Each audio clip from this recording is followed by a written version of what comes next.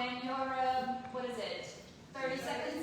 30 seconds away, and she'll be flashing her red card. Stop it. When you have to wrap up. So, without further ado, and because we have some candidates that made a long trek here, but have events they need to attend, we're going to get started with the Georgia State Superintendent of Schools candidates, and we're going to start with Anton. Good morning, everyone. Good morning. Listen, I am not a politician. I'm an educator. So let's get that straight first. And you're going to see me do a lot of things. I got a lot of energy. I have ADHD. Nothing wrong with me. People always ask me, can I get some of that energy? You can't, because God gave it to me. So listen, let me give you my introduction. My name is School Superintendent of Hancock County Schools. So let me give you my resume, so you know who I am. I am an educator. I started out as a reading teacher in Burke County. That's following across the state. So I started as a reading teacher in Burke County. And then I was promoted as an assistant principal in Muskogee County, Columbus, Georgia. And then I was promoted as another assistant principal at Thompson Middle School in Thompson, Georgia, McDuffie County. And then from there, I was promoted as principal in Sumter County, home of Jimmy Carter, America's Georgia, 39th president. From there, I was promoted for achievement. They label schools as failure. I don't know if you've heard of the list, about your list, or from the school list. Raise your hand if you've ever heard that list before. Good deal. Thank you. And what they do in that list, they label schools as failures. This is my example that I live across the state, and I tell people this. You all are in my classroom, and I'm the teacher. Half of you, this part of my classroom, you guys taught a great lesson, and you guys failed. You just give yourself a round of applause. Nope. This side passed. Give yourself a round of applause. As a great teacher, what am I supposed to do? So I use the term, and we use the term in education called remediation and acceleration. Remediation, I'm supposed to remediate this side to bring them up to standard mastery, and then accelerate this side to bring them up and to go even further, all right? This is what the state of Georgia should be doing. This is what they're not doing, because I believe that every student is different, every school is different, and every district is different. I'm running to offer real support for all of our students and our schools and our district. My name is Dr. Anton Anthony, and I'm your candidate, one of your candidates for state school superintendent, and I pray that you vote for me. All right.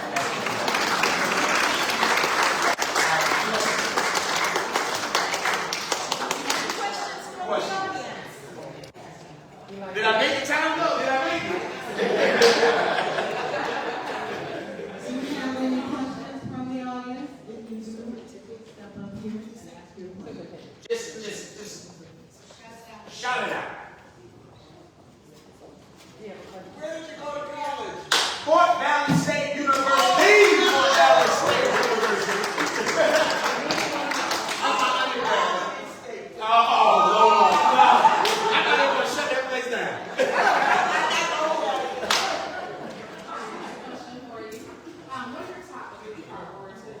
Top three priorities is the first thing is support for schools, right? So when I talk about support, and I set that example, you learn differently than you, right?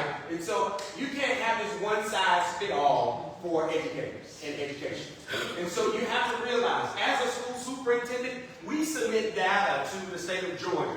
And the state of Georgia, the Department of Education, is supposed to respond to us. I have kids that's failing. You're going to hear this thing of 60 or 70% of kids are not reading on grade level. When we send that, you are supposed to respond with the remediation and the celebration. That's one, real support. Literacy and numeracy, to increase and strengthen literacy and numeracy across the state of Georgia. In order to do that, you have to offer the supports. Training for teachers, support for students, funding for districts. The third thing is The third thing is improving our CTAE pathways. The reason why our kids are not successful because they have to be exposed to what success looks like. And so the earlier we expose our kids as early as middle school, the more they can be successful. Those are my three things.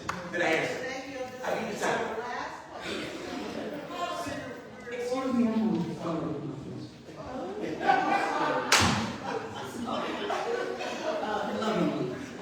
So a lot of times students can't learn because of bullying, and I know that a lot of schools and school districts have a difficult time trying to figure out what to do to decrease or eliminate bullying and to support the children who are being bullied and to educate the students that are doing the bullying. Do you have any suggestions or things that you would want to put in place regarding decreasing bullying in school. So we have to be trained to identify how to, we talked about root causes, the judge talked about root causes. And a lot of times we enter in, the kids enter in and really don't have a safe person to talk to. So train teachers to identify what bullying looks like, as well as schools, and offering mental health supports in every school, in every district. So students can have a safe person to tell and talk to. Because that's the part of the problem. We don't have safe people to talk to at schools. And that's even me. I think I need some mental health support sometimes. But having that person, but you have to, as a safe school superintendent, it has to be a person that advocates, that knows what our students are facing, so you can advocate for them. But that's, Thank you. I'm sorry. I say yes, but I'm not in control. Quick question. How do you reward teachers? You know how they never want fund, pay, and then support, and I see you. Oh, I'm sorry, go ahead. That's what you're going to advocate for. So we have to advocate, and it has to be someone that serves in the place, because I've seen teachers, and I'm not just teachers, paraprofessionals. I drive a bus as well, and I sit in a cafeteria and serve kids at times. So you have to not just advocate for teachers, but the support around the teacher. So, okay, I'm sorry. Thank you for letting her answer that question. Oh, yeah. Oh, okay. My name is Dr. Anton Anthony. Listen, I am not a politician. I'm an educator. This is my closing. Yes. Right? You have 1 minute? 30 seconds. 30 seconds? Yes. Just really quickly, since I am State Representative Deborah Baseball and I sit as one of the co-chairs on mental health, you mentioned that. You might want to see me.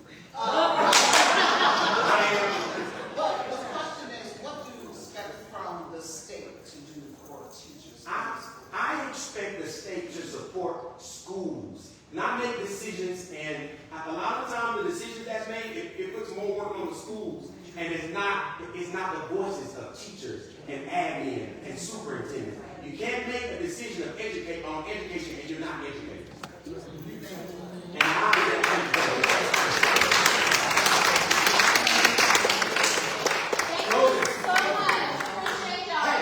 Hey, 30 seconds. You didn't give me 30 seconds to skin it. My name is Dr. Anton Anthony. Like I said, I'm not a politician. I am honestly an educator and a pastor. I'm doing this because this is not something that I want to do. It's a calling for me.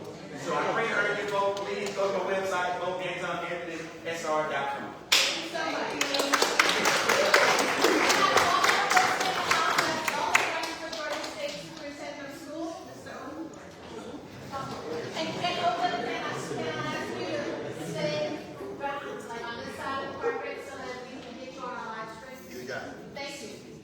Good morning. Everybody doing all right today?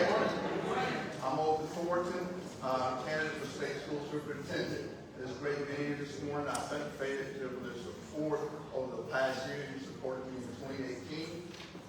First off, you asked the first question, what does State School Superintendent do? This is the executive education leader for the state of Georgia. It sits on a 16-person board and ensures that policies are implemented and to bring great things to the state of Georgia. With that being said, what are my qualifications? Right now, of all 8 candidates in the race, 3 Democrats, 5 Republicans, I have been endorsed by the Georgia Federation of Teachers, the AFL-CIO, and Educators First. And the reason they have endorsed me is because of the work that I do for the last 2 decades in education. As far as education is concerned, I've been a college professor, tech, instructor, and now I work around the state teaching special needs kids soft skills.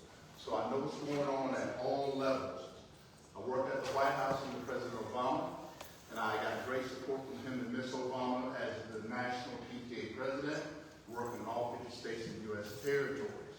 So those are qualifications. What I want to do. This particular job, you need to be more than an educator. Not only an educator, but also an executive and have that executive level leadership. With that being said, I've been endorsed by Lydia Daigre on the Education Committee down at the Capitol. Senator Nailah, he's also on the Education Committee, and I work with legislators across the aisle on education issues. The major issues that I want to focus on is number 1, I want to focus on fixing the funding formula. Our funding formula is from 1985. Now, I've been at the Capitol since 2010, 2011, I retired from the military, fighting for dollars, for teachers and students. Last year, we got about $200 million more put into the budget to help support schools. But I tell them this is a Band-Aid solution. We've got to fix the formula. Number 2, literacy. I'm not talking about it. I'm down there like this year. I work with Chairman Irwin, the Education Committee and Legislature, to get a literacy bill passed. It's giving $70 million to put teachers and administrators, literacy coaches in all the classrooms in every county in Georgia. I'm doing the work. And number 3, parent accountability and support. Teachers, they make them social workers, psychiatrists, everything in the world. And what we're trying to do is, and we're working with the legislation now at the time. We're working on parental accountability and support, and we can talk more about that in the future. That was not the time. You have one more minute if you would like to go on. You have one more minute. Okay, got it. Okay, so that being said, with the parent accountability, what we're doing is, we're doing a study this summer, the legislature, to bring a bill forward in January. So if a child is disruptive, bullying, all those type of things, we want to make sure that they have all the resources available. If they do not, remedy those things, then the parent bylaw will have to come to the school. It's not to be punitive on the parent, but to make sure that parent or guardian is involved in ensuring that that child gets the right thing to move forward. So we're going to stop. Thank you. Yes. Do anyone have any questions? I have a question. Yes. Is the superintendent the person that makes sure that the gun issue and our children's safety, or grandchildren's safety, how do we keep the guns out of school? Because this country's going crazy. Yes, ma'am. And I actually spoke out back in, over the time against Woods and the governor about concealed gun carry, guns. I said, they don't let guns come into the Capitol building, so I should let them come on campus. Okay, so with that being said, the superintendent helped shape policy. And here's what's going on now. Current superintendent's been in office for about 12 years. And I'm at the Capitol a lot. I don't see him sitting in the, he has other things to do, but we have to take a more active role in advocating. I was in D.C. in March advocating to keeping guns off of school campuses with the exception of the school safety, school resource officer. So yes, ma'am, big role and big voice in that. You had mentioned about the structure from 1985, which is long, Yes, sir. overdue for a change. Yes, So, sir. could you explain people how would you want to see that change? What's missing, or is it outdated or outgrown and it needs to be something else needs to be put in place? What is that something else? Okay, sir, I've actually worked with governors here and around the country. The governor has the biggest role in determining the budget and priorities. So if elected on November 3rd, on November the 4th, I'm trying to get an appointment with the governor and say, hey, Georgia's been underfunding education by $1 billion a year. Okay, so with that being said, we have to readjust this formula. So that's my first step. But with that, if they do not, I'll go work with the legislature to try to get those, as I've been doing in the last decade or so, to get those funds put into the budget. Thank you. We have one question here. Do you support the use of taxpayer money in order to subsidize teachers' expenses that they take out of their own paychecks in order to assist students, such as buying school supplies that school districts do not provide for them, or encouraging new materials for lessons? Okay, that goes back to fixing the funding formula. Again, I do not support teachers taking money out of their pocket to do it, because a lot of teachers do it. Period. Not that. We got to pay teachers properly, and then with the funding formula, I know I have a short time here, the vouchers. Vouchers are robbing our schools of money, and it's very important that we, I've been working on fighting the vouchers in the referendum, put on the ballot for the next year, because as folks don't agree with the voucher, that's second money of our public schools. So I do not support teachers having to spend money out of their own pockets to fund the schools properly. closing remarks? Please check us out again. The labor unions, teachers unions, is supporting what I've been putting in the work, not talking about it. And again, it will not be a day, on-the-job, day-one training on who the legislators are and how to move things as far as education is concerned. Our website is othathornton.com, and please donate. It's very important so we get this message out as we move. Thank you all for your time today. We are so lucky that we have a third candidate in the House that's running for Georgia State Superintendent, Ms. Lydia Powell. And go ahead and do an intro, and we'll take a couple questions also. Okay. Thank you so much. Thank you so much. And hello, Fayette County. And I'm glad that they were able to add me. I had a different event today, but I had to come to, because this is my home, Fayette County, and I had to come to address you all for these places. So my name is Dr. Lydia Powell. I serve here in Fayette County as a post-seat holder for the Fayette County Democratic Committee. In addition to that, I sit on the board for the Ethics Commission for our City of Fayetteville City Council, and I serve as the board chair there. I'm a charter member of the Fayette County chapter of Delta Sigma Theta Sorority Incorporated, where I serve as a social action chair to make sure we have access to voting, to make sure we're up and we understand what's going on. We go into schools and make sure our students are registered to vote. In addition to that, I sit on Principals Council for Fayette County High School.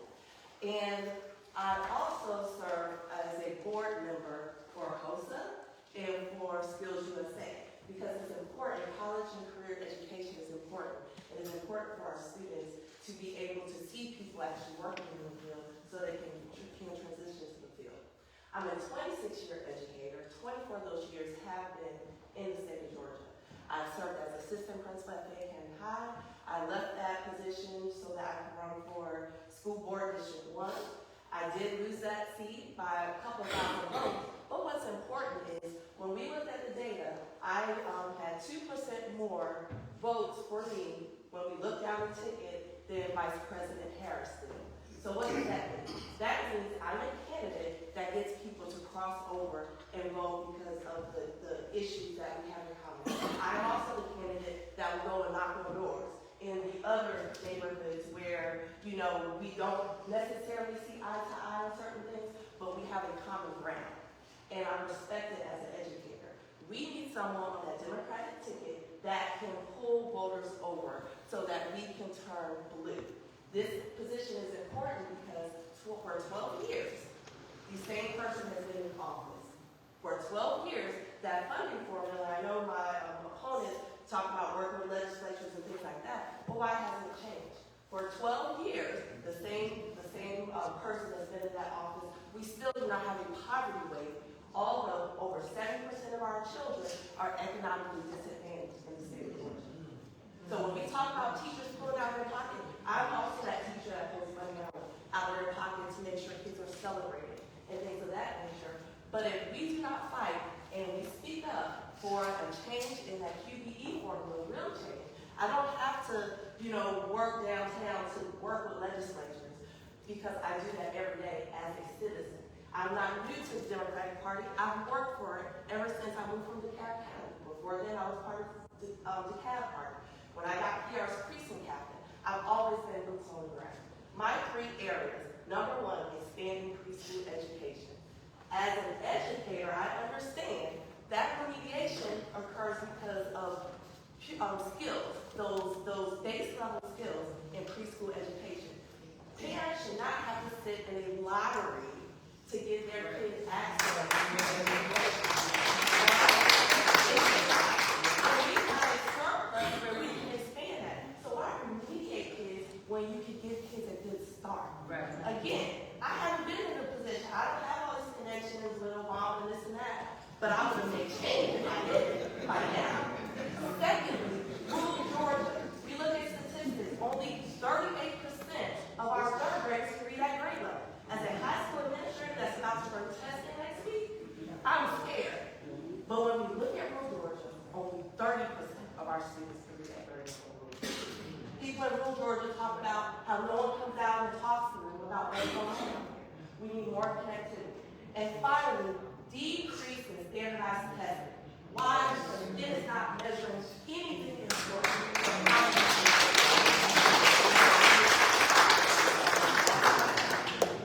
Thank you so much. Questions? Yes. I see some school districts are testing out the idea of not allowing kids to bring their phones in class. How do you feel about that, and what's the state of what's going on in Georgia? All right, so we have legislation now for that, right? And so being that there's the person in the seat right now hasn't been in the classroom in I don't know how long, okay? This is why it's important to have an educator in that seat. Because you can, yes, you made legislation saying no cell phones, but what about the process to make sure there are no cell phones? These kids are addicted to those phones. You have teachers that are slaving away, ensuring that they have wonderful instruction, lesson plans turned in, they're up there teaching, and there's a kid in the back of the room watching Netflix. Okay? And this the whole thing. And when you take the phone, then you have to deal with the parent being upset, the child being upset. So if I have to go through 6 trainings to execute a test next week, why is it there no state training in Georgia Learn for administrators to teach them how to maintain this new law as far as cell phone bans in your school? How do you support teachers? How quickly should those referrals be processed?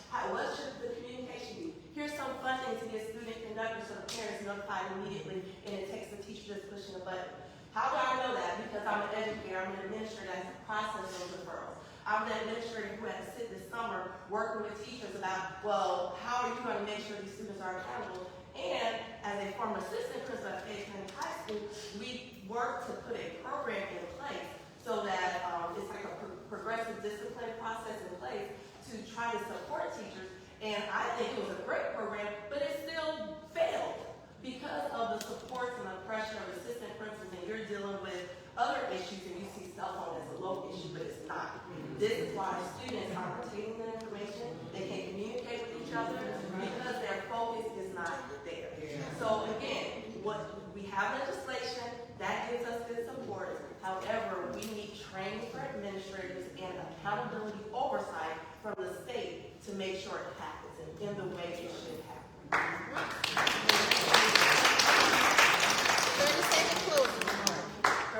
All right, so my website is www.drlydiapowell.com. If you have more questions or someone more hands, feel free to reach out to me. And being that you all have direct access to me because I'm in the community, most of you should have my personal cell phone. But if you don't, you guys any of these ladies here, I will be more than happy to drop off yard signs. I'll be more than happy to come speak with you. So I can just use any support you're willing to give. If you have any questions or concerns or something you want me to bring up, feel free to email me, text me, call me. But thank you so much for your time and letting me speak.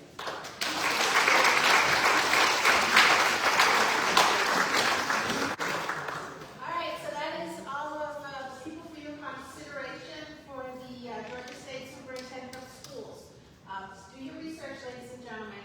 Next is Secretary of State. We have one person here that is running for Secretary of State, and it is Adrian Consonery. Did I say it right? Yes, there he is.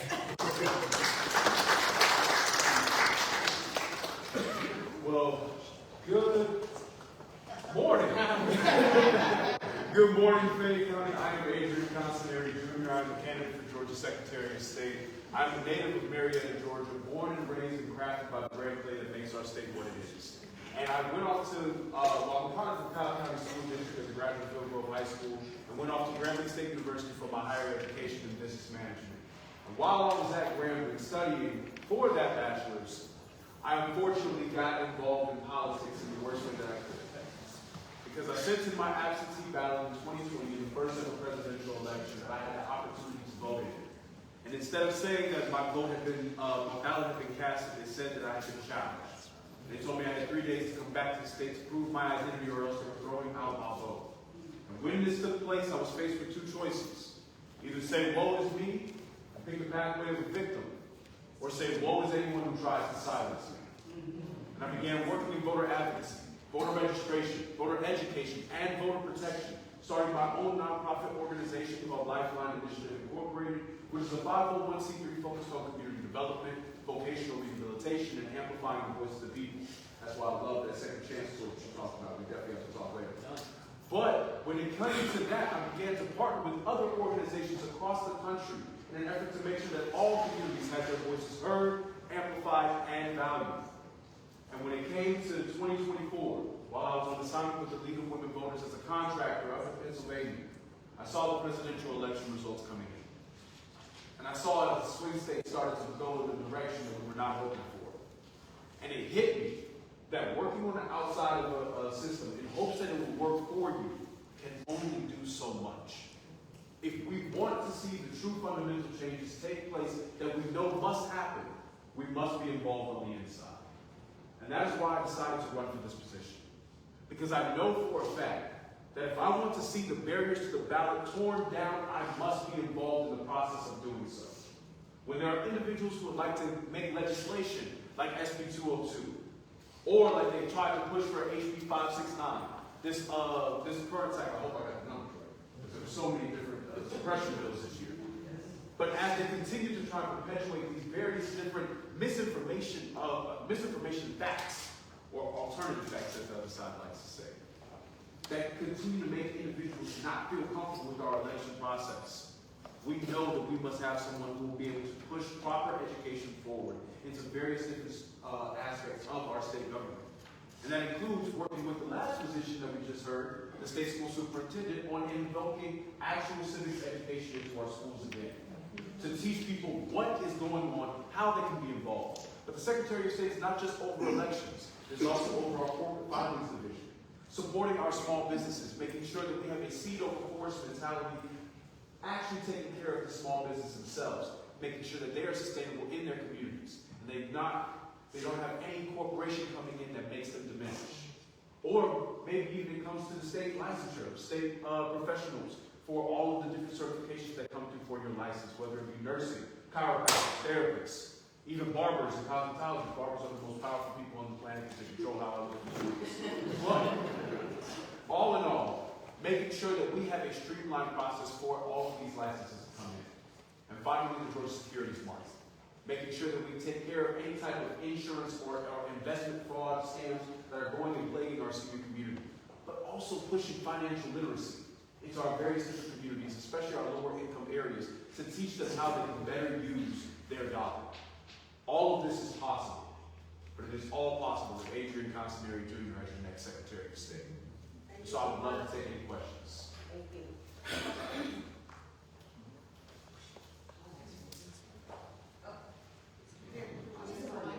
Go ahead.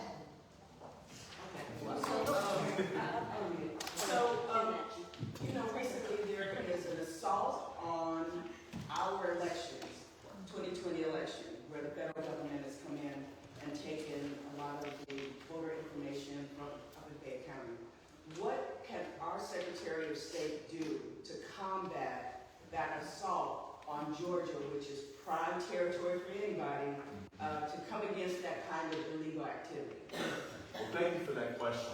And the number one thing is the Secretary of State can stand with the county election boards in an effort to make sure that individuals outside of the state know that the election was ran correctly. Instead of being on a campaign trail in the county, they actually did the raid itself. And then waiting days before making a true response. As well as making sure that everybody that is outside of the country sees how the process itself works. I think that the Harveyism and this red scare of sorts that we're now seeing is by actual education on how the process works. Take people through it all. Give it as a course that individuals can watch. They can actually see everything. And then once that takes place, then we can finally have the same security that we once had in our election system. But it's going to have to start with education, and it's going to have to start with the Secretary of State with a spine that can stand with the county election boards to make sure that everyone knows that what is done was correct. Thank you, Representative Daigre. So, thank you for putting yourself out there to serve. My question is, because I sit on governmental affairs, and I see this every single year. So my question to you, I don't know if you're aware, what is happening is they're taking the power away from the Secretary of State. Yes. So it's making it even more difficult. On top of it, we have to get to that 91 number in the House to be in control. Because if you're not, we are not the ones making decisions. We are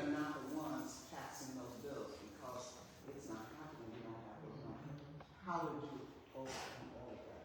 Well, that's the best thing, and I actually learned it while I was in Hillgrove. It's a team effort.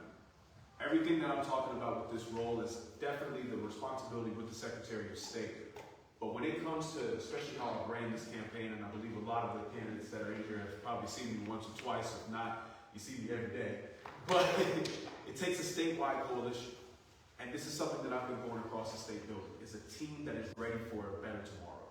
A team that is ready to get legislation done on day one. People that come together to make these individuals take place. And when it comes with someone who's running from a statewide spot, understanding that they are not the all in all. They can't do anything if they don't work down ballot.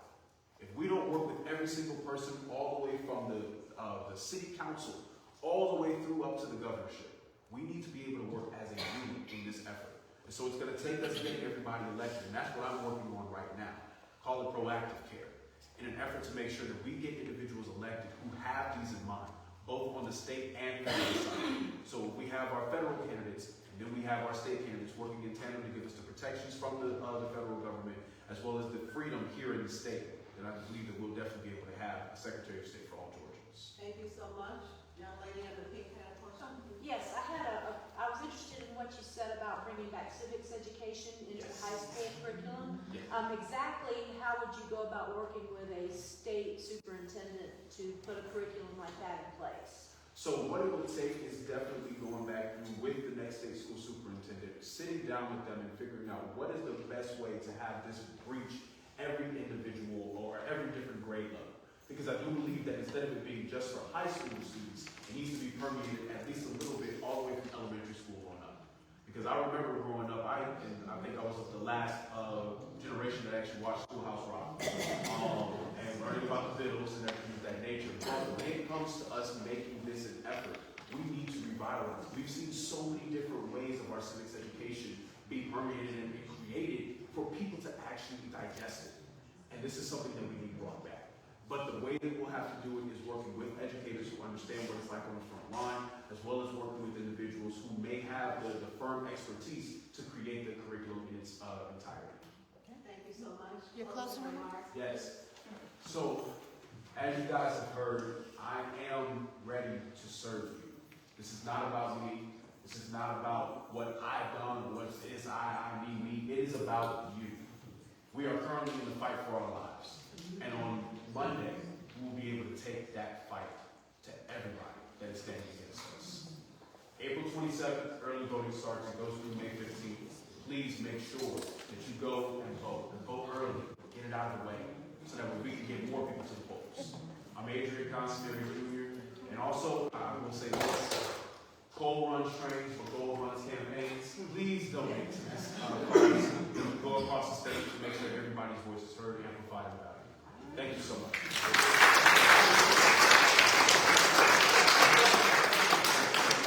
Quick note to everyone, we will have a follow-up email going out tomorrow that will recap who spoke. We will have a website link to every candidate who spoke today included in that, so you have a way to contact So them. make sure if you're not already a member, you just become a member, or make sure that you sign in so we have your email address invited so we can read it. All right, we're going to move on to our Fayette County State Court Judge candidates. Judge Thompson, you will start us off. I apologize. We, quick note, and this is just for the judicial candidates. There will not be any questions from the audience. And that is just to make sure that they don't get asked a question and they put them in a certain predicament later on when they actually step into that role. So I have some questions here. I'm going to settle them. And I'll ask them after you introduce yourself. Yeah, I'm going to stand here or do my best. Good morning again. I'm Jason Thompson. Last night I was at Fayette Queen. Good morning. Raise a lot of mics today. 3 principals came up to me and said we are excited about next month because their students have been working all year on mock trials. And we're going to take our lunch break. We're going to let them come into the courtroom and they're going to do mock trials on a program that we created.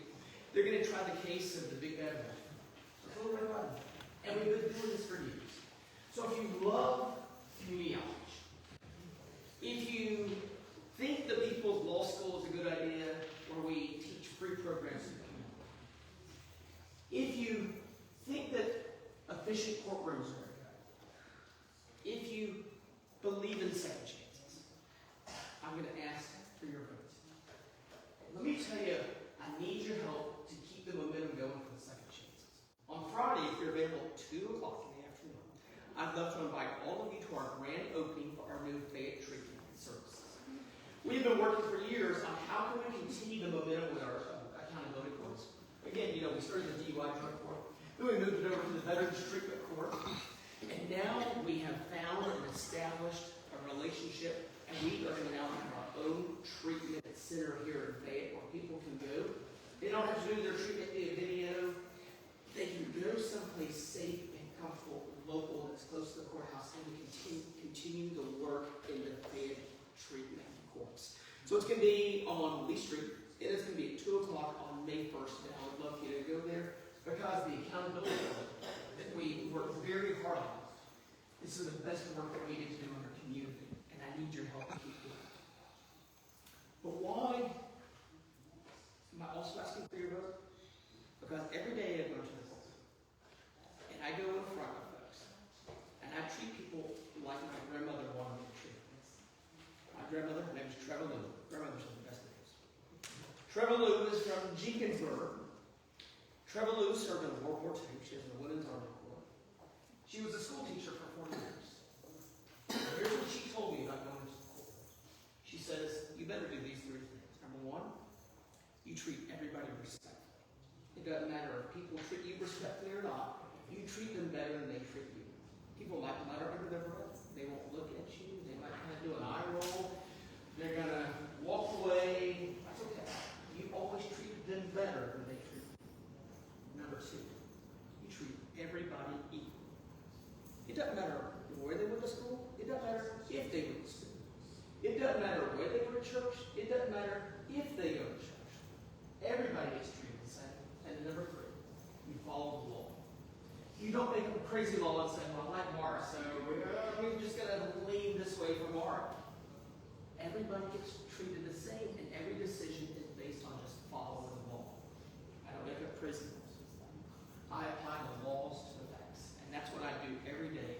When I leave that courtroom at night, I make sure that I've done my job, and I have honored my grandmother in making sure that I've treated everybody respectfully, treated everybody equally, and I follow the law, and that's why I'm going to continue to serve as your state court judge. Thank you very much. Thank you so much. All right. So your first question is, how do you approach fairness and impartiality when making decisions on the bench? Again, everybody that comes in front of me, I make sure that is the most important case in the world. Because it is. And I might have a docket with one case. 2 weeks ago, I had a 6-day med-mal wrongful death. But there might be other days I'll have more cases on the calendar. But what I do every day is whoever's in front of me, that is the most important case in the world. I want them to leave knowing that they were heard. They were seen. They had their opportunity. They were treated fairly. They were treated equally. And so that's what I do every day. Again, people tell me how many cases you have. I have a lot of cases. But you know what? I have a lot of the most important cases in the world. And that's what I do. All right. My second question is, can you describe your process for evaluating a case before reaching a decision? Sure. Every case has to be decided individually. Because that's what you're doing. It's not a robot out there just pushing a button. And so what I do is I make sure when I get to the courthouse early that morning, we are prepared. I love the fact that I get to be the first car that pulls into the courthouse. That gives me time in the morning before I go and handle the docket. I've gone through and touched every case that day. So when I go in there, and the cases in front of me, people know that he's prepared. He's read that case. He's reviewed that case. That may mean files go home at night. That may mean I'm at McFarlane Park, and in between soccer practices, I'm reading over the files, so we come in and everybody is prepared. But the other thing that people are going to find out is consistency.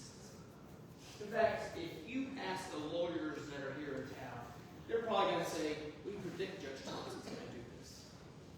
Because it goes back to treating everybody fairly and equally. People want to know that's the treatment you get, everybody gets treated the same. And my last question is, how do you stay current with changes in the law in your role? So, one thing I'm very proud of is the Council of State Court Judges has asked me to train other judges. So I'm on the staff that we train the new judges that are elected or appointed. That makes sure that I have to stay current with all of the laws because I'm teaching the new judges all of the laws. I also go to all of our conferences to make sure that if there are new laws that are coming up, I am prepared to do that. So by teaching others, I have to learn and I have to be engaged. I have to do that. We also, remember those court of second chances? They're spreading throughout Georgia. And I've served on the committee, Council Accountability Court Judges, where I now go out to the community and I make sure that they are doing their courts correctly. They have to go through a certification process. So by doing that, I'm visiting other courts. What are y'all doing? How are you doing? Oh, that's an idea we can bring back to Fayette. So by teaching others, I'm also bringing some ideas back so we can have the best court of second chances for Fayette County. Okay. If you will give your closing remarks, please. Thank you for the opportunity to serve. It has been a pleasure to serve for the last 13 years, and I look forward to doing it. As you know, it is a nonpartisan race. And so I am just proud to have bipartisan support. I asked for 3 people to endorse me in this campaign. Number 1, Sheriff Batt, who works really hard for Fayette County. He works really hard to make sure that Fayette County is a safe community. Number 2, Mayor Johnson. We work together with the Veterans Treatment Corps. We work together on a lot of special projects, and the mayor and I work together, and I love the fact that the mayor is endorsed. But number 3, my wife Alicia. We met in law school in 1998, and this year will be 23 years now. And so I couldn't do anything without her. Because when I'm here, she's picking up with the soccer field. When I'm going out at night and going to other events, she is helping with all of our kids, and we had the exchange this year from Sweden. So when I'm ready to make sure that I've got the support of those 3 people, I know that we're doing it for the right reasons here in Fayette, and I look forward to working with you, and I hope that I can ever do it. Thank you very much. And Ms. Challenger, Ms. Nailah Grant McFarlane. Give your introduction. Good afternoon, everyone. I am Judge Nailah Grant McFarlane, and I am running to become your next Fayette County State Court Judge. Guys, I am a wife, I am a mother, I am a daughter, and I am a community leader. I've been with my family here in Fayette County for over 10 years now, and I think it is the best decision my husband and I have ever made. To be here was a choice, because I know Fayette County has so many opportunities. Why I'm running is because I believe that the opportunity belongs to all of us and not just a select few. So I have a little bit of information, understanding that state courts should be building bridges and not barriers. We've got a lot of opportunities, and let's look at some of where we are today. So we have our accountability courts. Our accountability courts assist us with having people enter those programs with the idea of rehabilitation and also accountability, right? Rehabilitation and accountability. And then we have what is being looked at currently, our court system, state court system, being referred to as a debt collection agency. And we've got to reconcile those two. So what I know is numbers don't lie. What we found in the open records request was on the issue of probation in Fayette County.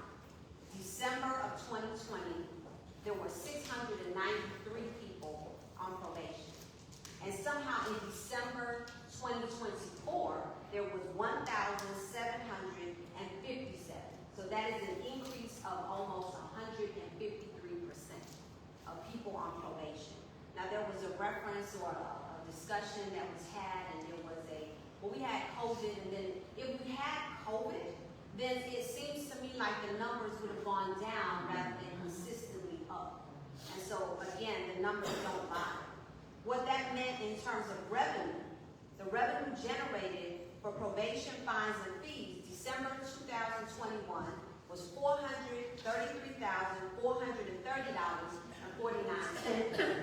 But in December 2024, that number increased to $827,834.41. Fayette County, I'm here to tell you we can do better than that. Fayette County State Court is not, should not be a revenue-generating program. It should not and it cannot continue in this way. Yes, we do have accountability courts. We absolutely do, but guess what? They've been open since 2016 and the other 2019, and we've only graduated a little over 100 people in these programs. I said the numbers don't lie. We can do better than that, so we've got to look at the barriers that are currently in place, and we've got to learn to build bridges. We've got to look at these things. I spoke to a couple of them, been speaking to a lot of people in the community. One of the concerns was the cost to be in these programs. So we've got to look at more grants, more funding, so that people can afford to get the help that they need. Rehabilitation, accountability. But it's got to be accessible. And so Fayette County, I work to do that. We also have backlogs that we need to address. When we're looking at these backlogs, we've got to make sure that people can go on with their lives. Remember, maximum penalty for each offense is 12 months.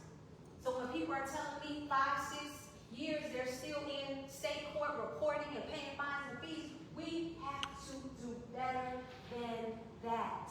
And as your next state court judge, I'll do just that. So, kind of in that same vein, what does access to justice mean to you, and how can you better serve the public? Again, I am someone that has been a judge for 10 years now. I have started in municipal court in 2014. I've served in municipal, magistrate, state, juvenile, and superior courts. I'm currently in municipal court as an associate judge, and I'm also in state and juvenile court as a judge pro tem. I am familiar with the four corners of the court. I recognize the true consequences of the decisions that are made on the bench. And so what I will do is, number one, be consistent. I will see and hear people that come before us. I'll look at the case, I'll apply the law, and I will exercise the discretion that is given to the judges. The second question is, what principles guide you in maintaining integrity and public trust in the judiciary? So the one thing that I make sure, and again, after being on the campaign trail for over a year and listening to so many people and their concerns, I make sure, guys, I don't want to hear another story about how people are familiar with one person getting one sentence and their sentence looking so different. I don't want to hear another, I've grown up with, so all I had to do was make a call and keep my head in the courtroom. Justice is blind and ought to be accessible and equal for everyone. So when they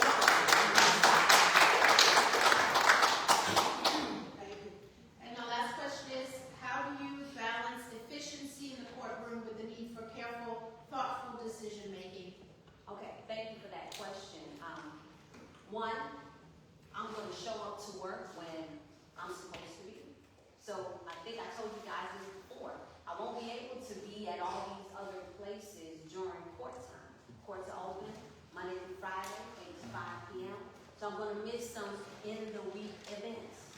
But that's because I don't want to cram cases on 1 or 2 calendars, have people sitting in court all day, waiting for their case day after day, week after week, month after month, year after year. That's got to stop. So what I'm going to do is properly pace it out, is case management, and allow for people to be seen and heard at a reasonable rate and close out these cases so you all can go on with your lives. Thank you so much. Closing remarks, please. I am Nailah McFarlane, and I am running for Fayette County State Court Judge. I am fair, I'm impartial, I'm professional, I'm efficient. I've been serving for 19 years as a trial attorney, prosecutor, defense attorney, civil litigator, and a judge, okay, for 10 years. I know what I am doing. Will I know everything? Do I know everything? I don't know that anyone does. But I know enough to know that the numbers do not lie. Fayette County, I choose you every day, all day, and I ask you to choose me, Nailah McFarlane.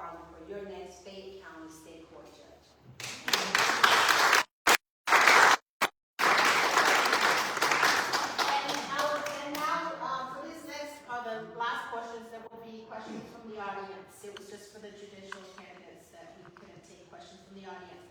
For Georgia State Senate, I would like District 16. I'd like to welcome Pauline Henley.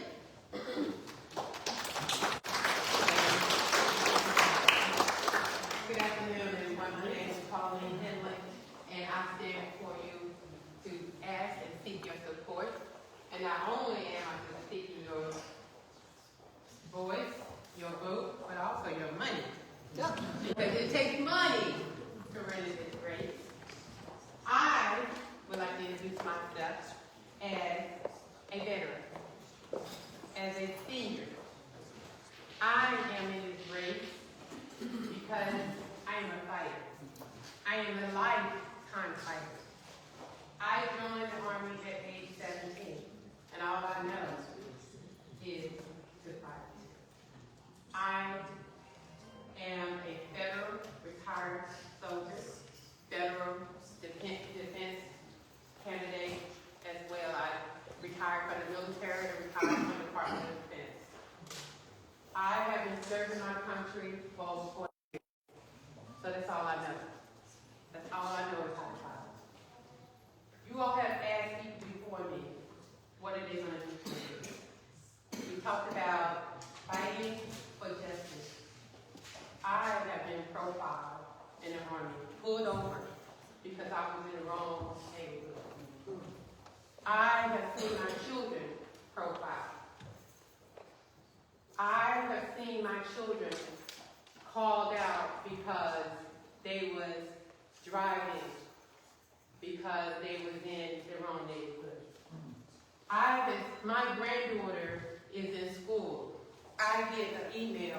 If you're receiving this email, then your child is failing or your child may do something. Hold up, where they do that at? If my child is doing something, send it to me directly. So, education. Education is a problem in my district. Children can't read coming out of school. So education is a problem.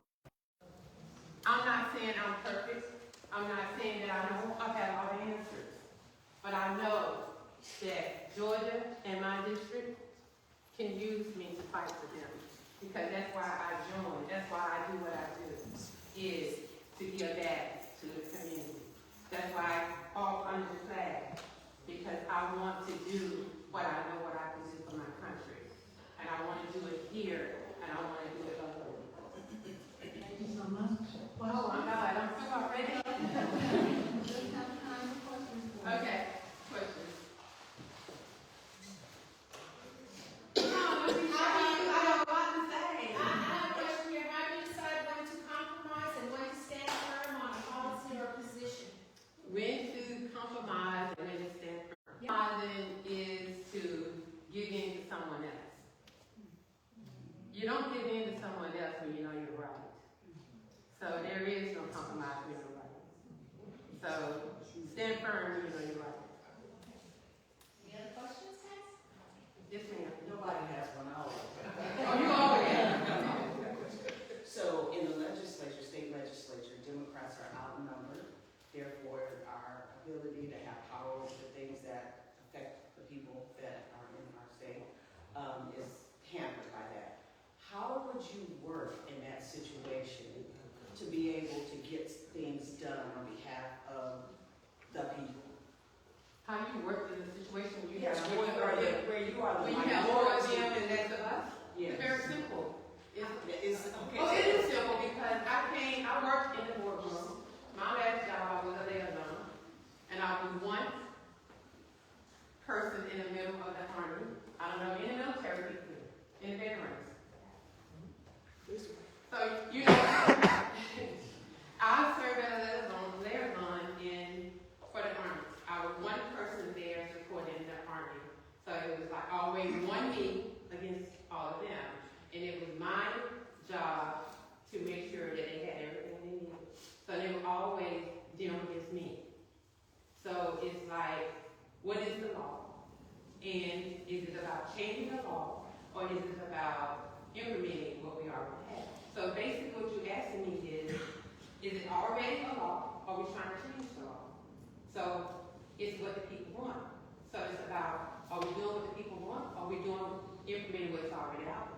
So are you asking me, are we changing or are we implementing? So what is it about what we're trying to do? Changing or implementing? Because it's easy. Changing is about the people, the voice.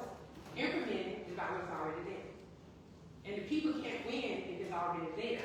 I mean, the people there that are against me can't win if it's already on the table. The voices over here is already won because it's the majority is people. And so I'm never against, okay. Thank you so much. Closing remarks, please. All right, closing remarks. Again, I stand before you as a veteran, as a senior, as a mother, as a soldier, as a fighter. Wants to fight for you because I've been there. And I'm still living with the hard times, economical change, things that we need to change. The voice. I've been in the boardroom. I know how they think. I know how they fight. So I ask you to trust me to fight for you. Let me go and let me stand because I know we need change. And I want to help you fight to make that change. Thank you. We have one more candidate that is also running for Georgia State House District 16. Everyone, I am Sonia Wimberly Hawkins. I am running for State Senate District 16. I am a 26-year resident of Fayette County. For me, policy is personal. So when you don't have access to health care or you don't have money for prescriptions, it's personal. As the wife of a Desert Storm veteran, been married 30 years, the daughter of an educator, the daughter of a Navy veteran, I know what it's like when kids in classrooms do not have the resources that they need. I know what it's like for teachers to be underpaid because I lived it. My mother taught for 35 years, and sometimes, you know, she was using her money to fund her classroom. Okay? So I raised my children in Fayette County, and although our classrooms are doing well, we have great performing schools. We are number 3 in the state in terms of performance. But that isn't all of District 16. Spalding County does not have those same bragging rights. Pike and Lamar County, they don't have those same bragging rights, right? So my goal is to make sure that students across really Georgia, but especially in District 16, we trying to expand early voting, expand weekend voting.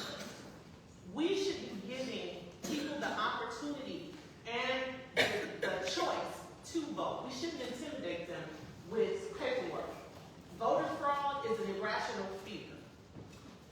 It is so rare that it happens, yet they come up with the SAVE Act, which is going to impact women the most, or first-time voters, or seniors, because you are going to need, if you're a first-time voter, you're going to need a passport or a birth certificate to prove that you are a U.S. citizen. Now, do we know how much a passport costs? Who is that going to impact? It's going to impact poor people because now I've got to come up with money to pay for a passport so that I can register to vote. Birth certificates. I wasn't born here, so I have to go online to Illinois and order my birth certificate. That's time and effort and energy that I shouldn't have to do if I have a driver's license. So we should be making this easier. This is a right as a citizen of these United States. You should be able to make your voice heard. And one of the reasons I'm running is, and I'm going to be 100% transparent with you, I got mad. I saw what was happening. I'm a regular, everyday citizen. You know, I try to live right. I raised my kids in Fayette County. My son is a data scientist now at Albany State. My daughter graduated from Fayette County High School next month. She'll be going back to Chicago to the Art Institute. I try to do the right thing by people, but I can't sit back and just watch everything crumble around me. I'm not a politician. I'm just a regular, everyday mom who said, you know what, I'll do it. Forget it, I'll do it. So I'm here to serve. And that's all. Questions from the audience? Yes, I ma'am. didn't catch your whole name. Sonia Wimberly Hawkins. Thank you. So if elected, how will you ensure your constituents remain informed and engaged with the decisions being made? Well, I'm kind of a social media person. My kids kind of turn me into this social media person. But I will have quarterly updates, probably doing videos. This is what's going on in the county, or this is what's going on in the district. And I will be out in the community in meetings. I'm an active member of Fayette County Democrats. I am a voting member of DPG. I was just appointed recently to the Strategic Planning Committee for DPG. So I am in touch with the community, and I'm very communicative. So. Any questions from the audience? Closing remarks, please. I am asking that you guys vote for me, a regular, everyday citizen who really is just tired and fed up and who really wants to serve the people and has a history of serving. All right.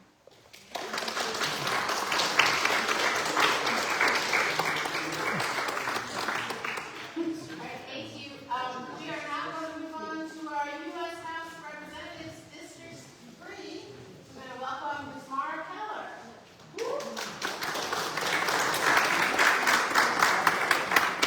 Good morning, everybody. I'm Maura Keller.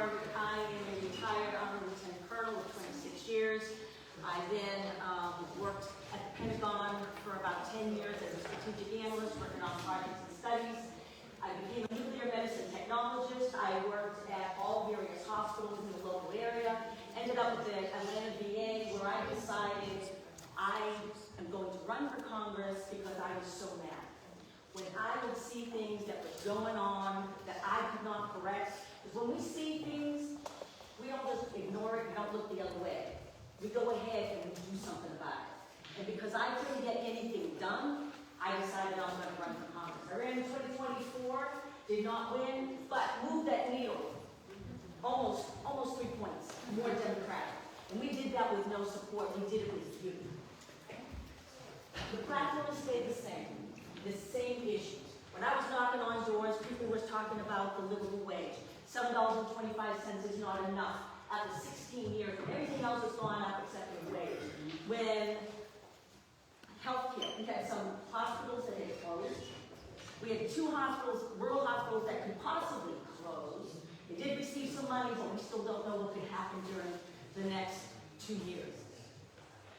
We know about the maternal mortality rate that we do have, especially amongst Black women in our district. We have 6 counties, not 15, because remember, we were gerrymandered. They gerrymandered 2 other districts into us. Of course, they carved out the blue, they gave me the red. We have, out of the 15, 6 that still do not have OBGYN care for women. So you have to go outside that district to go find that support. Seniors that are on Social Security. 2031, we're looking at you taking up to a 28% decrease in your Social Security. Right now, how many people are now going to be at or below the poverty level? We already have a high number. We are above the poverty level right now. Some areas I have up to 25, 26%. So when I'm out there, I'm knocking on the doors, people are telling me what the problems and the issues are. I have 3.5-inch binders of the issues that people told me.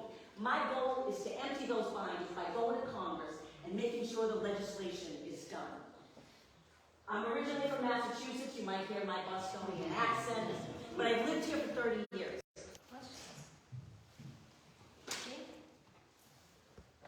I like your Republican incumbent. You commit to having town hall. Matter of fact, I just did that video. Go find it on all my social media. Because I challenged him to doing his town halls. I committed to doing a town hall every 2 months. And and I challenged Brian Jackets in the news, it'll be in the news. I sent him a letter asking him to sign the town hall pledge. It's been 400 and something days and he has yet to have it. One more question, Joe? Oh, it really is about Brian Jack, you know, he sends out these flyers that say 100% Trump voter, and I know you're doing your best, and your funding is so much different than his funding, and I know it's an underdog situation, and I give you a lot of credit for doing this. And I guess where I'm going with this question is, how do we enthrall people in a manner, because I think I heard one time that in order to get more prominence at the higher levels for funding, you've got to go viral, you've got to get yourself out there. How do you do that? Well, and what she's saying is, I talked to DCCC and hoping that we could get some support. And what they told me is, we're not looking at the race, we're not going to look at any of the congressional races here in Georgia. They told me if I have a viral moment, maybe you'll be able to take a look at your race. The thing is, we have been ignored. And I hate to say it, Democrats, Georgia has ignored the congressional races way too long, for 20-some odd years. It's up to us, and at the end, all we get is, we don't even get a thanks for playing when we're done.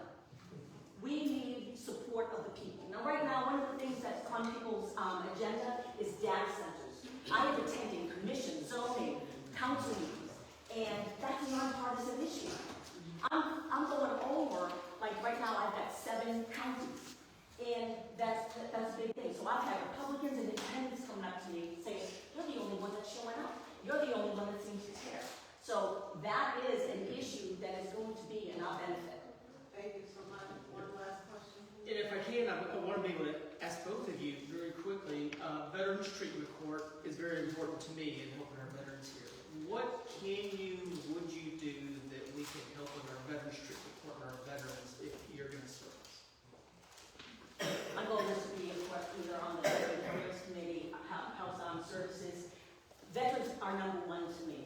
We've seen that the Congressional Budget Office is looking at where they can take away cuts to our benefits. We've got to give them more resources than taking them away. And the Veterans Treatment Court is a great program on the outside that we can help our veterans because you also tie into the VA. So it's everybody's on point. We're not doing things on different, parts and places, but we're all working connectedly. So I will do anything that I can for that. Now, my closing remarks. All right. So my soldiers knew 2 things never to say to me. It can't be done, or this is the way we've always done it. Because the way I hear that is challenge accepted. And that's what happens is we have things that are difficult and too many people say, it's just too hard, and they don't do anything about it. I'm willing to do and take whatever steps it is to get legislation through and to listen to the people. I'm Maura Keller. My website is maurakeller.com. Please go to it, find more information about me, and again, I can use any support. I've got signs, I've got t-shirts. You can help me make phone calls. Anything would be greatly appreciated, and I would like to be honored to earn your vote. Thank you.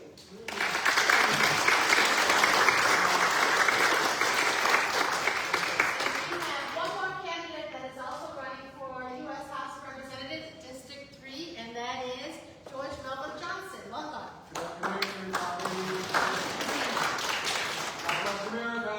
God bless America. I wish I were Anton Anthony and I could have that much in it. 16. I didn't have that. But he's very, very dynamic and I like watching it. Thanks for having me back. Again, I'm George Melville Johnson, running for Congress. I have a little bit of background. I have 36 years experience as an attorney, representing federal employees and claims against the federal government. I understand the federal government inside and out better than anybody in this room, I would think, but certainly probably better than almost everybody in the district. I come from a history of political activism, including activism in the Vietnam War, AIDS activism, activism inside the Democratic Party in Georgia to get caucuses represented, including the LGBT caucus, which we got in 2003 or so, which opened the door for all other caucuses to come into Georgia. Now the system is sort of that way. I was former sheriff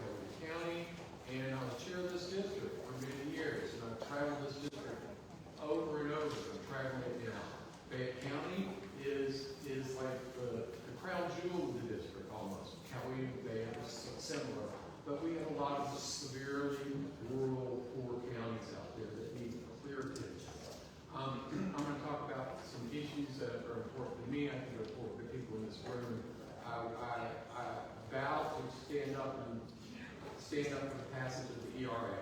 I think that's essential. I support the woman's right to choose, absolutely. I support $15 federal minimum wage. We're stuck at $7.50 an hour in the United States, and Georgia has $7.25, so we use $7.50. I support women's issues such as teleworking and health care. And there are 4 counties in this district that do not have hospitals. Pregnancy services are widely unavailable, and and urgent care services are widely unavailable. And so, in urgent care, starting to not get Medicare. So, Medicaid, not Medicare. As far as Medicare, Medicaid, of course, I'm a senior too. I do not support any sort of reduction in Social Security, and I'm near my end. Anyway, but the AI thing, AI's here to stay. The jobs are going to erode in the middle really, really quickly. They're eroding today. So let's not talk about data centers, pretty much a local issue. But these jobs in the middle are about to disappear, and we have to figure out what we're going to do about the middle class when the tech and the customer service and educational jobs just all of a sudden they're gone. So we've got a big issue in front of us that I want to take to Washington of how to keep the jobs in America. And that I'll open the question. Thank you. Question, please? I'll answer this question. Yeah, okay. So 36 years of representing federal employees with the federal government.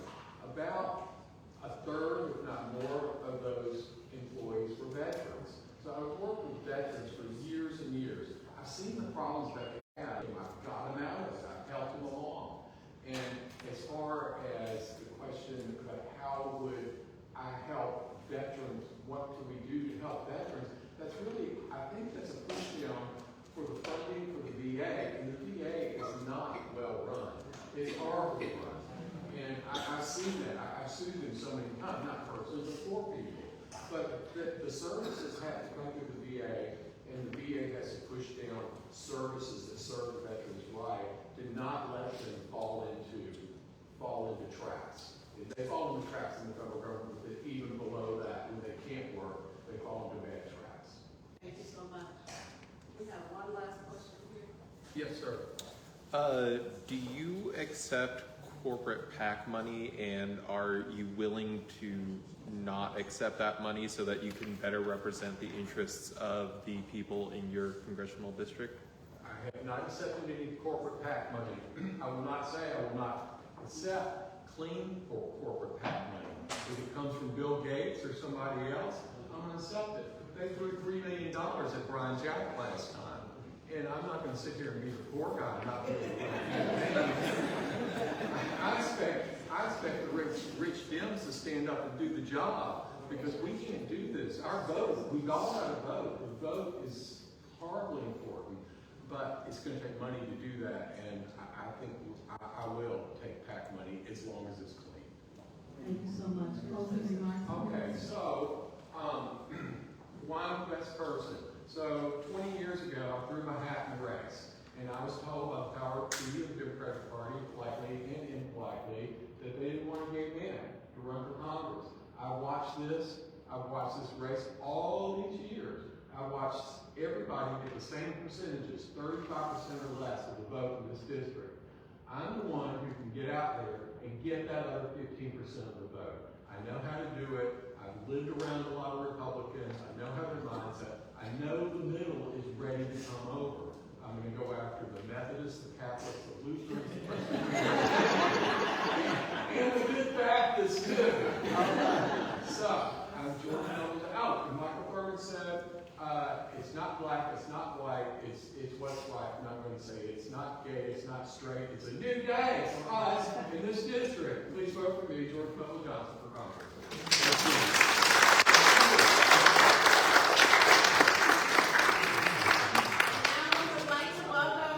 Regina Daigre, who's running for Fayette County Board of Education. District 4, your smile, your logo, your personality is your business card, and the way you make others feel is your trademark. When I hear someone stand up and say, we don't need just educators, what is in the world are they talking about when education is the mother of all businesses? Education is the mother of all degrees. I don't care what degree you hold. Undergraduate, graduate, PhD. Education is the mother of all. So when I hear that, strike one, I'm just telling you. I am Dr. Regina Daigre, the first black woman ever elected to serve here in Fayette County Board of Education. I am from the bayou to the boardroom. You know my background? I'm from Louisiana, central part of Louisiana, from a little small rural area called Whiteville, Louisiana, where they had less than 100 people living. Okay? My mother never finished high school. My father never finished high school. My mother stopped with the 8th grade education. My father stopped with the 11th grade education. But they encouraged us. They motivated us. And they instilled in us the desire to learn. There was never a day that I would come home without a book. My daddy did not allow us to leave books in our lockers. They could come home with us. And that is why today I hold 4 degrees, and I earned every last one of them. My sisters hold degrees. Some hold master's degrees. All of my parents' children finished high school. And we are very proud of that. I heard people say today, we need pre-K. That's true. We need more literacy. Let me tell you where literacy begins. Literacy begins in the home. Whatever language the parents are speaking is the language that the children will speak. One time we were on our way to a vacation to Sedona, Arizona. I was going for a conference, but in my family, in our household, we turn conferences into vacation. That's how it works. And I had my younger son, our older son, walking through the airport, and we had to wait for our flight. So my younger son is sitting there, 5 years old, and he starts talking to this adult woman, probably a possibly grandmother. And they were just having the best conversations at 5 years old. And they were just having a good time. So she asked him one question. He said, I don't know the answer to that question. I'm going to have to do a dissertation and get back with you. It is what they hear in the home. Language begins at birth. I told my husband, he's sitting right back there, husband for 35 years, your assignment when you come home is to read books to our children. So every night, when he came home, the baby was already clean. They had their bath, they had their meals, and his job was to sit there and hold the baby and read a book. They heard his voice. And that started at birth, as soon as they got home. Education begins at home. So as long as we say pre-K, we're going to listen. What's on that number? I see a yellow sign. Is my time up? Oh, okay. I'll wrap it up. If you want to learn more about me, you can go to reginadag.org, or you can go to reginadag.com. This is the business side. I am CEO and founder of Dave Global LLC. I'm a Forex author, and I've been in business since 2009. So now people say we need just educators. That gets on my last nerves. Okay, and I'm being nice about that. I can't say what I want to say. You're in Moore's house. Okay? So, I want you to know that education begins at birth. And we want our children to really learn. If they're not saying education begins at birth, they're missing the boat. And they're going to keep missing it. We can educate every child in Georgia if we start education at birth. We need to make use of every library that's open. There's no excuse. My parents never graduated from high school. Here I am holding 4 degrees. So as long as I'm that person, I'm going to tell you there is no excuse not for every child in Georgia to be educated. Questions? Yes. My son currently goes to West Georgia Tech. They have West Georgia Tech, and they have 3 or 4 or 5 campuses. There's no technical school in Fayette County. Yes, Thursday or Friday, I was at a town hall meeting with the city, and the city manager spoke, and several other people here spoke, and one of their goals is to bring the technology services here to Fayette County.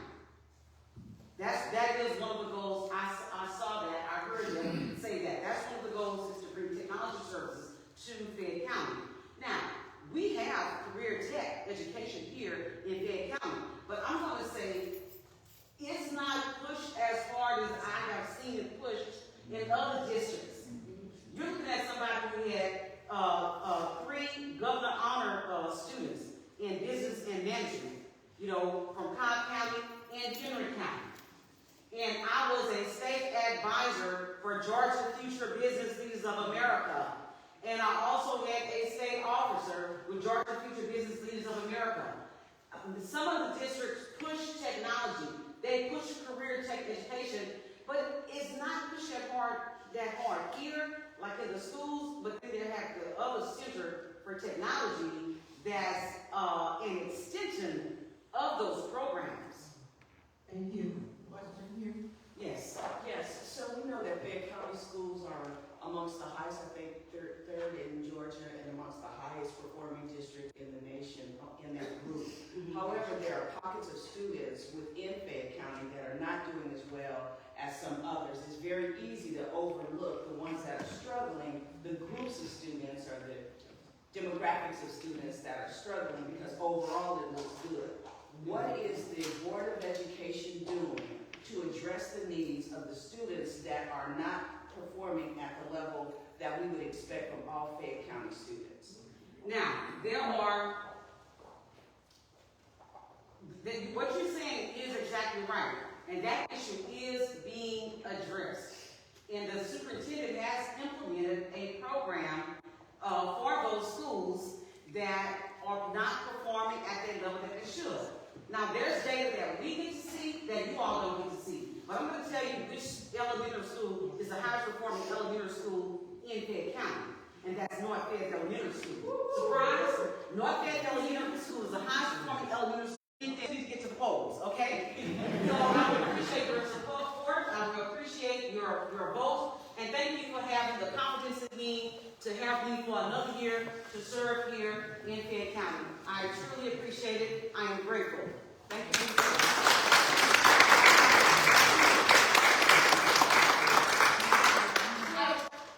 Running really late. So really quickly, because I know everybody's trying to educate themselves on how to vote, I would like to give 2 drop-in candidates a chance to speak for 1 minute. Unfortunately, we don't have 2 minutes. Introduce yourselves, tell us what race you're running for, where we can learn more about you. And then, for those of you that still have the patience, we do have some critical announcements and some education on the ballot, so you can read how to read the ballot and make informed decisions. So if you can stick around, we'll make it quick, 10 to 15 more minutes. Running for... Good afternoon. Y'all fired up? Yeah. I said, y'all fired up? I'm going to tell you guys who we're going to vote for.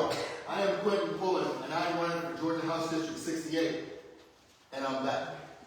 I've been here at Fayette Democratic Women since I moved back to Georgia 5 years ago, so you guys know me. I had a conversation with my mother a couple days ago, and she told me she's been talking to me more about politics and she knows that I've gotten into it. And she says, you know what's wrong with the community today? And I said, what, Mom? She goes, we can't go to our neighbors and borrow a cup of sugar for Kool-Aid anymore. I was like, wow, that made so much sense, and it was so simple. Our communities are fractured. They have convinced us that we're in competitions against each other instead of working together. I love the questions that we've gotten about town halls. What I plan to do is have a town hall as much as you guys want me to have a town hall. We need to talk more. We need to interact more. And all of the policies that we're fighting for, healthcare, living wages, we can get those things together. And so I have been on the front lines fighting for the rights to keep our democracy, and I'm going to keep fighting. If you want to know more information about me, the letter Q, the number 4, thepeople.com, and as Adrian said a little bit earlier, if y'all want to leave $5 on there, I'd appreciate it, and we'll talk soon. Yeah.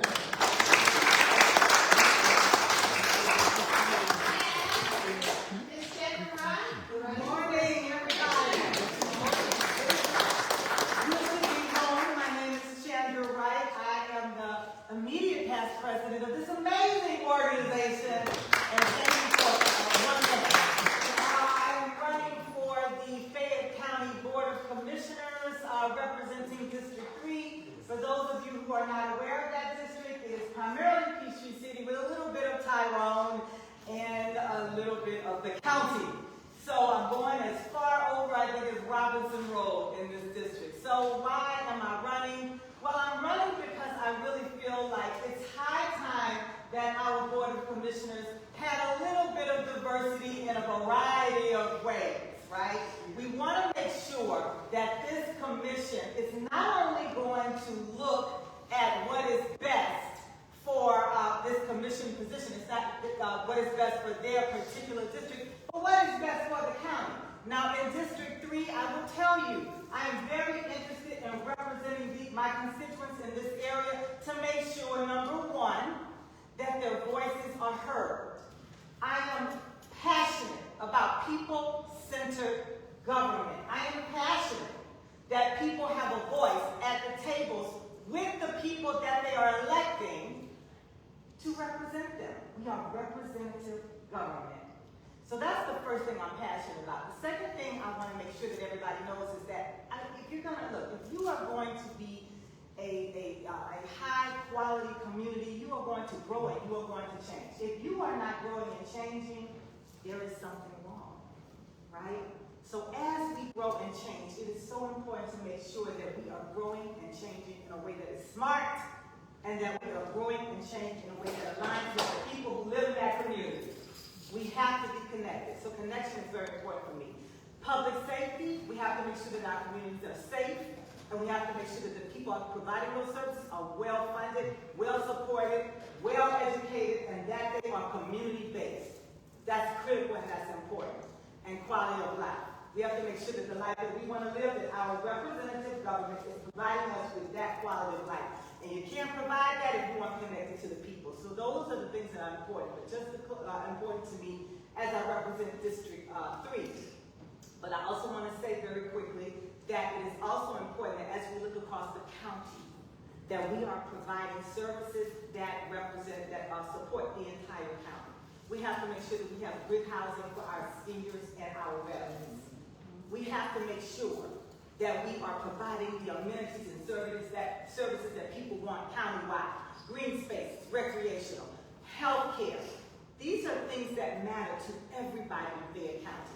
And I will be a voice and a support in looking at those things. Please, please, please give me that opportunity. You can find out more about me on vote4chandra.com. Vote4chandra.com. Most of you have my phone number. Feel free to call me. And the last thing I want to say is that elections do cost money. I always talk about this. I've worked for a lot of candidates. I've begged for a lot of money. How many of you have seen me begging for money? And I am not begging for me. So elections cost money. Please go to my website, donate, and if you have any questions at all, please let me know. Thank you.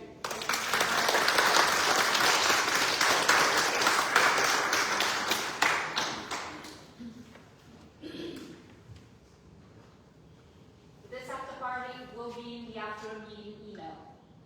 Ebony, please. Okay. So Democrats, we're on fire. We are doing it. I'm so excited because I'm part of ATV. I'm a co-chair, and it's all things voting. So what we're going to do, we're going to do a virtual event April 30th. It's going to be from 6:30 to 8 o'clock. We're going to be talking about legislation. We're going to have a special guest speaker there. It's going to be Representative Bazemore. She's going to answer questions. So if you are engaged with our emails or you got your contact information, we will roll what those bills are so you can come prepared to discuss with us. Also, what we're excited about, we have a new email, which is atv@gmail.com. If you have any questions about ATV, please email us, get in contact with us. We want to engage with you.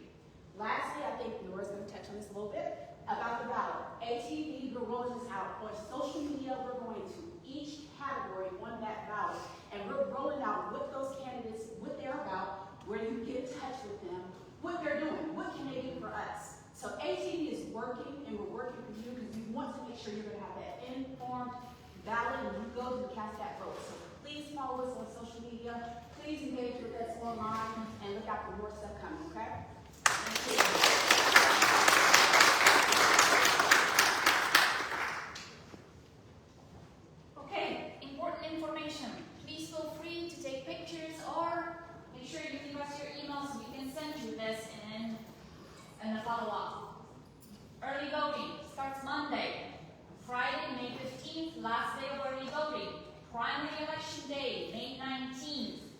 Early voting June runoff is June 8th.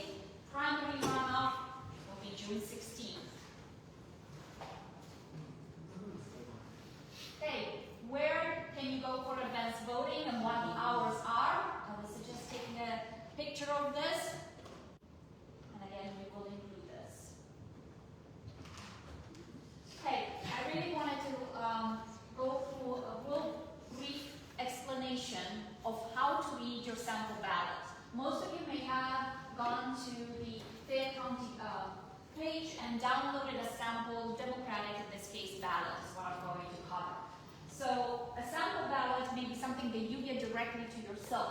What this is, a composite ballot, meaning it may include races that affect our county, but you are not personally located in, right? For example, I am not located in the Maura and George's district, District 3, right? Primary and non-partisan races will both appear on this ballot. Okay, so how to read one contest. Check out the office title, tells you what job is being elected, what people are running for. Voting instructions. Most of the time it's going to be vote for one, which means choose only one person out of all those names. If it says vote for 3, you can vote for 3 out of the names available, right? Do not exceed the limit. Candidates' names in ovals. The oval besides the name is the marked area. The I after a name means incumbent candidate, should you choose to. Okay, so page 1 of this composite sample ballot covers the following state-wide and federal offices, right? So you have the U.S. Senate, the governor, the lieutenant governor, secretary of state, secretary of agriculture, etc. Then you have district-specific offices, like district, state house, district 68, 69, etc. And state senate as well. Like today we had the speakers from state senate district 60. And every race on the ballot, not every race applies to every voter, right? So check where you're actually located. Okay, what you're seeing on the ballot as far as the Public Service Commission. So Peter Hubbard is running for re-election. When he won in the fall, it was just to finish a term. So he is running for re-election. For the other new seats that opened up, which is for all of us can vote in these. Just to make it clear, even though they're divided by districts, all Georgians get to vote. And you will have a choice of 3 people for the other seat on the Public Commission. Okay, page 2. You're going to have local Democratic Party questions and judicial races, right? So, for example, the local races will be County Commission, Board of Education, State Senate district races, and then also on page 2 you're going to have the Democratic Party questions. The party questions are yes or no. Read them carefully so you can make an informed decision as to how you truly feel. And then for the judicial races, you have nonpartisan court races. Many include write-in lines too. Next, please. Okay, so what does it mean?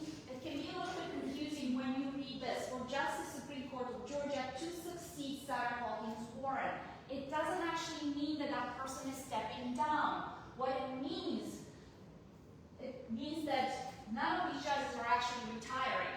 These 3 seats are regularly scheduled elections for full 6-year terms, and their term is up, meaning they have to be re-elected. So the wording to succeed here is not a signal of vacancy. Just to make that clear. Next page, please.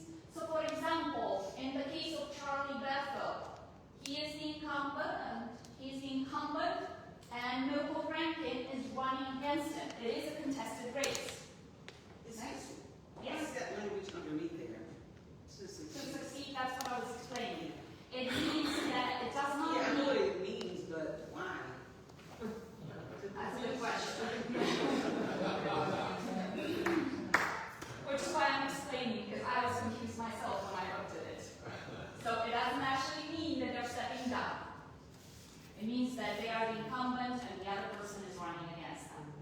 Sarah Hawkins, Warren seat, the incumbent is Sarah, challenger Jen Jordan.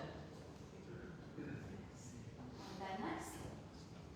The only one that does not have a challenger is Ben Lamb, so in this case you can choose to vote for him or write somebody in.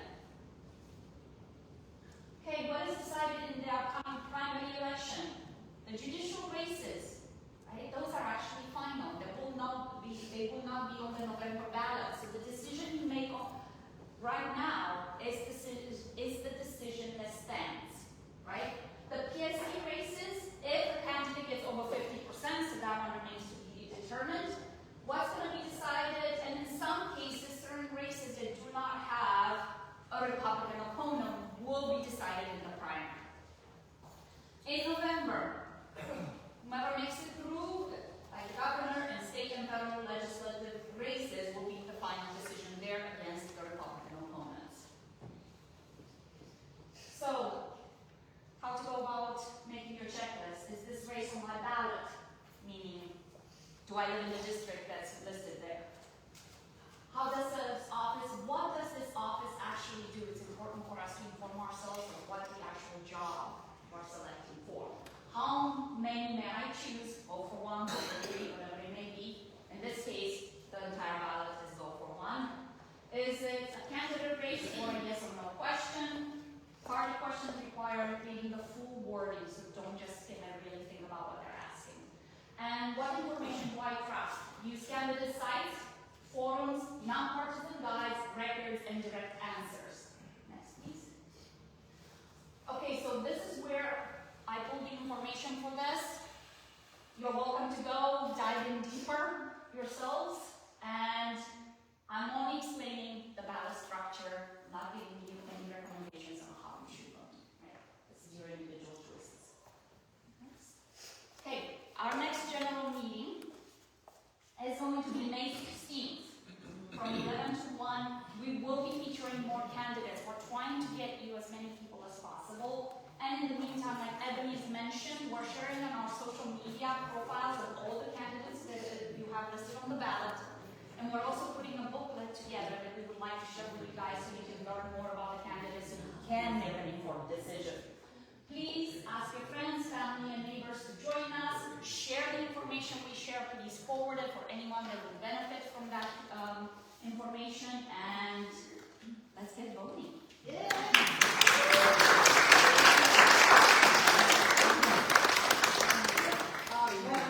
Yes, I just have one thing to ask. So for the